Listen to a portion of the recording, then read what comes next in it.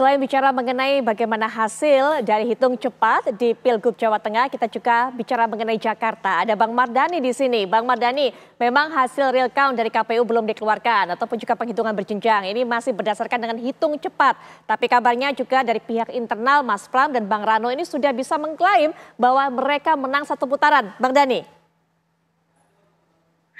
Yang pertama tentu diucapkan selamat kepada Mas Pram dan Bang Rano ya karena suaranya di atas ridho. Yang kedua, apakah satu atau dua putaran? Menurut saya kita tunggu keputusan KPU karena quick count kah, real count kah, sirekap monggo boleh dilihat, tetapi keputusannya ada di rekapitulasi berjenjang yang ada di KPU. Nanti mungkin tanggal 6 atau 7 Desember kita sudah bisa tahu kira-kira satu putaran atau dua putaran. Begitu Mbak Putri. Baik, dari hasil ini apa Bang kemudian yang bisa terlihat? PKS sudah tidak dikdaya lagi di Jakarta Bang.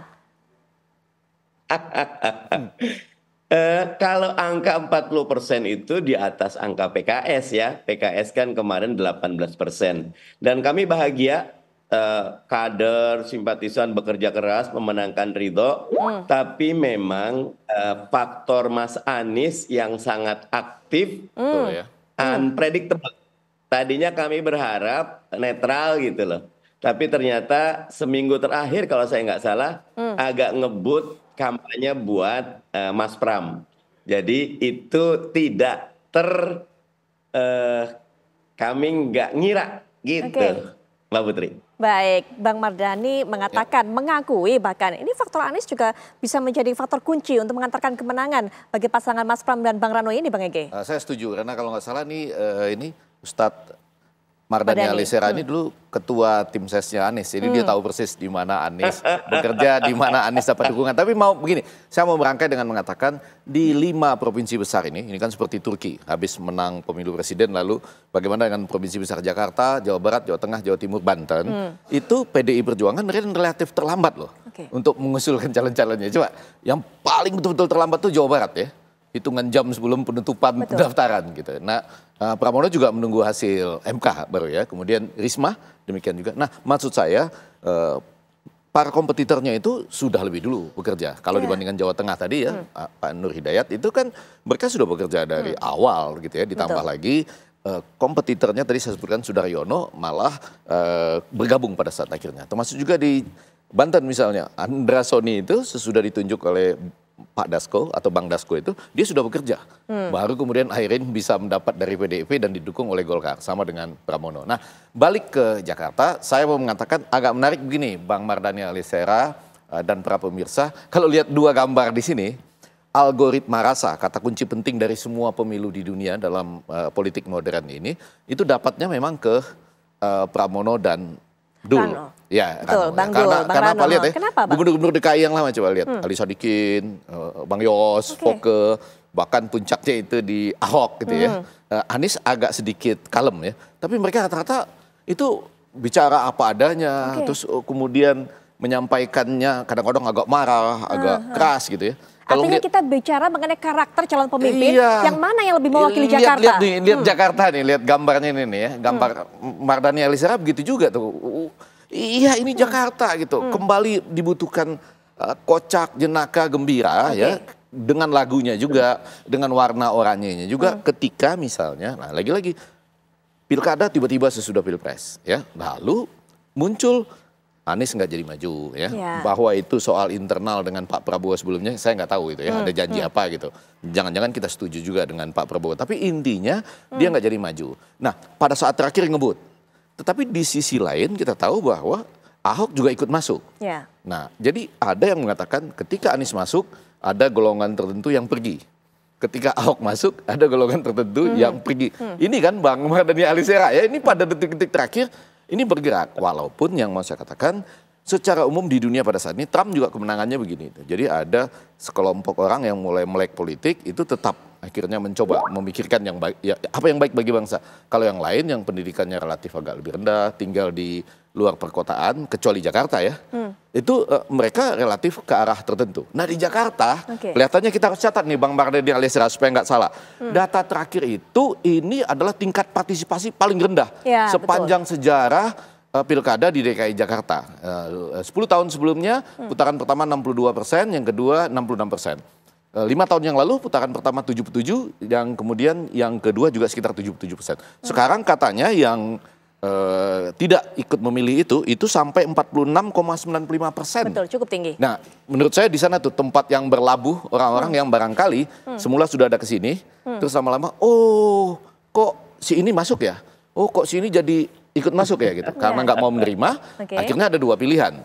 Tidak datang, walaupun tadi ya ada hal-hal kebosanan politik, tiba-tiba TPS-nya dipadatkan, atau mereka malah memilih yang nomor 2.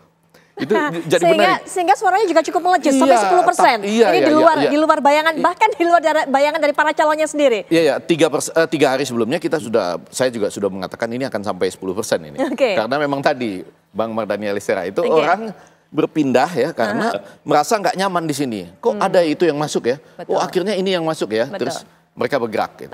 Faktor-faktor ini sudah dirangkum oleh Bang Ege. Silakan sebelum nanti kita ke Pak HNS juga. Tapi Bang Mardhani terlebih dahulu, pandangannya atas apa yang disampaikan oleh Bang Ege. Bang Mardhani silakan.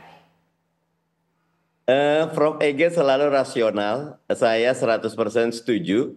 Jadi memang Pilkada DKI ini kan ada banyak anomali ya. Mas Anies yang harusnya maju, tidak maju. Kemudian Pak Ridwan Kamil yang mestinya di Jawa Barat tiba-tiba geser ke Jakarta.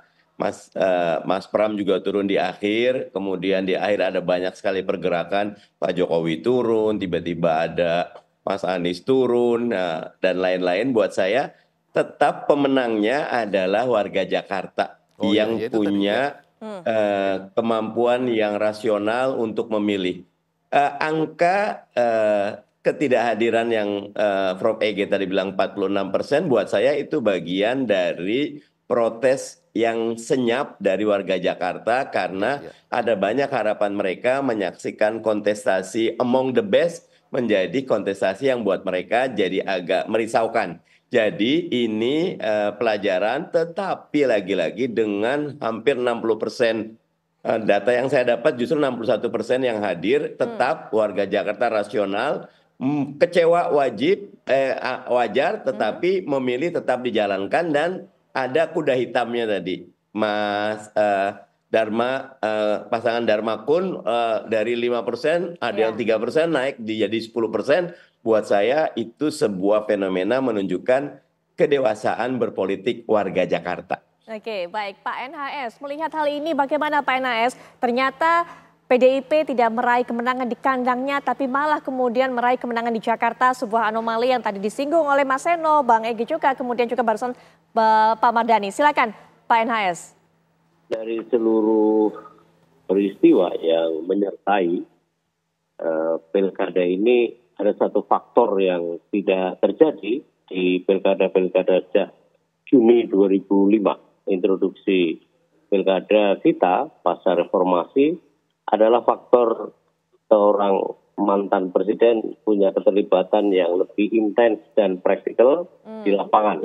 Dan tampaknya itu jadi variabel yang cukup menggoyang-goyang dari anomalitas terhadap soal itu. Karena pada peristiwa-peristiwa pilkada di Indonesia pada masa-masa lampau sejak 2005 itu, faktor ini relatif tidak berubah variabelnya. Variabelnya adalah internalitas partai, konflik partai, ya, saling klaim antar dukungan, ya, kemudian mahar. Itu tradisi yang sudah pernah sempat terjadi dalam pilkada sejak 2005 hingga beberapa waktu yang lampau. Tetapi sekarang ditambah dengan variabilitas Pak Jokowi. Apa maknanya? Karena hampir semua proses kandidasi sangat tergantung oleh soal ini. Kenapa misalnya partainya Pak Sera itu juga, Pak Mardhani juga ikut dalam sekundan itu, ya, sekedar sepenarian, dan hampir semuanya faktor itu oleh karena Pak Jokowi. Di DKI jelas, Banten, kemudian di Jawa Tengah, apalagi terlebih di Jawa Timur ada faktor itu. Ini agak menarik karena variabel ini bisa aja tahun depan ya itu bisa diproyeksikan sebagai cara atau tahun 5 tahun ke depan 2029 sebagai cara, sebagai batu pijakan untuk mana tahu ada kandidasi dalam soal ini di Pilpres 2029. Nah buat saya, satu yang paling hilang dari pilkada ini adalah makin jauhnya semangat penerapan politik desentralisasi di Indonesia. Karena pilkada itu adalah desentralisasi. Dia harus masyarakat setempat yang punya hajat yang lebih besar. Tetapi tampaknya itu di dalam tanda kutip, saya harus mengatakan soal ini dirampas oleh partai-partai besar. Dan sekunder yang menyertai terhadap semuanya sangat tidak menyisakan apapun terhadap masyarakat di daerah. Jadi artinya pilkada kali ini gagal dalam menerapkan politik desentralisasi. Dan saya kira itu ratapan kita yang paling sedih terhadap keadaan kita sekarang. Dan tampaknya memang kecenderungan satu dekade terakhir kembali pada resentralisme pembangunan. Jakarta memainkan peranan yang sangat penting dan nyaris tanpa menyisakan local genius ya terhadap daerah. Catatan saya begitu, Mbak Putri, terhadap pilkada kita 2025 sungguh menurut saya sangat menyedihkan karena tujuan utama dari digitalisasi makin jauh saja. Oke, baik. Sebelum nanti hal yang menyedihkan ini juga diberikan pandangan oleh Bang Mardhani dan juga Prof. Ege, tapi Pak NHS bagaimana melihat kemenangan PDIP di dua tempat ini atau hasilnya berbeda, kalah di kandang kemudian juga menang di Jakarta, apa pengaruhnya untuk PDIP sendiri kalau menurut Pak NHS? Ya, ada faktor internal yang tampaknya sudah saya tadi sampaikan ialah PDIP tadi juga sempat dikritik oleh Bang Ege. Ya. Adalah persiapan internalitas PDIP yang buat saya itu sangat terlambat. Kedua, karakter PDIP setelah selama ini gitu ya, bahkan itu merepetisi terhadap Pilpres yang lampau adalah dia tidak mampu menjadi driving force terhadap politik, padahal dia adalah pemenang pemilu, wabil khusus di Jawa Tengah, dia adalah pemilik mutlak dari perolehan suara Pileg. Dan sepanjang 99 sampai sekarang dia tidak terkalahkan. Dan karakter itu tidak tampak. Dia karakternya bukan sebagai pemenang. Tapi justru ingin menjadi korban tampaknya. Dan saya kira itu kesalahan yang buat saya, kekeliruan yang buat saya itu sangat menentukan terhadap format itu. Padahal harus percaya diri bahwa dukungan PDIP di Jawa Tengah ini cukup kuat gitu ya. Dan simpatisannya, jadi sekitar 12 sampai 22% itu anggota PDIP, tetapi sisanya adalah simpatisan yang lebih dari 30%. Nah, karena tidak mampu meyakinkan itu, pada saat bersamaan Lutfi sudah bekerja dalam 5 tahun terakhir paling tidak, dia memang turun kemana-mana seperti model Pak Jokowi. Dan buat saya itu jadi penyebab yang cukup penting, di samping juga endorser dari Pak Jokowi. Baik, pernyataan penutup juga sekaligus juga bisa diberikan komentar tadi. Ada yang menyedihkan, ironis yang dipandang oleh Pak NHS. Ya, lagi-lagi saya nggak tahu siapa kreator bahwa pemilu daerah serentak ini harus ada sesudah pemilu presiden. Pada waktu dulu kami maju ya di MK itu pemilu nasional serentak presiden, DPR dan DPD harusnya ketika ada diskusi itu harusnya 2 tahun kemudian, 2,5 tahun kemudian. Ya, tapi akibatnya seperti itu. Jadi ada keinginan dari yang menang pemilu, apalagi punya program besar. Ini kan makanan bergizi gratis ini program besar, mendasar bagi negara kita. Itu dia harus menjamin bahwa kemudian juga kepala-kepala daerah lain itu bersama-sama dengan dia untuk melaksanakannya. Gitu. Nah, ternyata terbukti. Ditambah lagi saya setuju bahwa memang ini PDI Perjuangan terlambat. Kalau kita mengambil 2 kasus ini ya terlambat, tetapi kemudian di Jakarta bisa menjadi lain. Nah, saya hanya agak berbeda pendapat soal endorsement dari tokoh-tokoh tertentu, khususnya mantan presiden misalnya. Jadi kalau bicara Jawa Tengah, mudah-mudahan ada yang bisa tracking ya. Itu misalnya kan ada persoalan tadi katanya endorser dan bansos. Jadi kita harus lihat endorser plus bansos hasilnya apa, endorser saja tanpa bansos gimana, bansos saja tanpa endorser gimana. Lebih efektif mana? Iya, karena gini bisa saja seakan-akan endorser padahal sebetulnya ini adalah bansos yang lebih bekerja. Itu secara ilmiah saja. Nah, balik ke Jakarta, saya juga agak berbeda ketika mengatakan Pak Jokowi itu kan memang tidak terlalu banyak turun di DKI ya. Malah saya mau berterima kasih kepada Pak Prabowo. Menurut saya dia presiden yang cerdas untuk tidak terlalu banyak mengendorse apapun ya dalam pilkada serentak ini, khususnya di Jakarta. Iya, karena baru saja berpidato untuk seluruh bangsa Indonesia termasuk yang tidak memilihnya.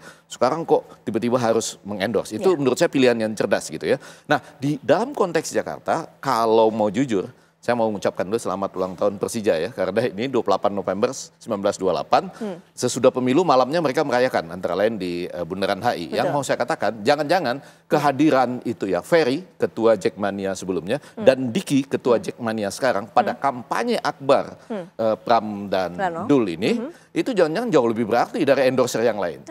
Jumlah suaranya besar sekali di DKI Jakarta ya. Lebih bisa mencuri hati warga Jakarta ternyata. Mohon maaf, teman-teman kita yang lain ini ya, Pak Suswono dan Pak Bang Emil, Bang Ridwan Kamil ini, Bang Emil itu relatif belum pernah loh saya lihat tampil bersama-sama dengan Jackmania. Pernah nggak Anda lihat satu panggung bersama, bergembira bersama seperti warga DKI Jakarta dan semangat Persija pada saat ini gitu. Baik, terakhir penutup juga Bang Mardhani, silakan Bang Mardhani. Apapun hasil pilkada ini, rakyat sudah menentukan. Buat kami harus disyukuri. Kalau ada yang menang, kalau ada yang kalah, ambil pelajarannya. Khusus untuk Jakarta, doanya 2 putaran. Kalau 2 putaran Ridho menang, insya Allah. Nah, tetapi masukan semuanya adalah yang terbaik rakyat yang menang. Bahwa kemudian kita perlu revisi, buat saya semua temuan bisa menjadi masukan, tapi kita akan bahas itu di DPR segera. Baik, kita akan terus tunggu bagaimana hasil nanti penghitungan berjenjang 5 tahun lagi ini ya, Mardhani Alisera ya. Gup atau Wagub. Oke, Bang, sudah dapat suara nih Bang Mardhani, sudah dapat request dari Prof. Ege. Prof. Ege, terima kasih. Sama-sama, Bang Mardhani, terima kasih. Pak Nur Hidayat Sadini juga terima kasih sudah meluangkan waktunya semua narasumber untuk memberikan pandangannya dalam perbincangan kita malam hari ini. Sehat-sehat semuanya. Seperti yang sudah saya sampaikan, kita akan terus tunggu bagaimana hasil penghitungan berjenjang yang dilakukan oleh KPU di masing-masing provinsi, kota, ataupun juga kabupaten. Dan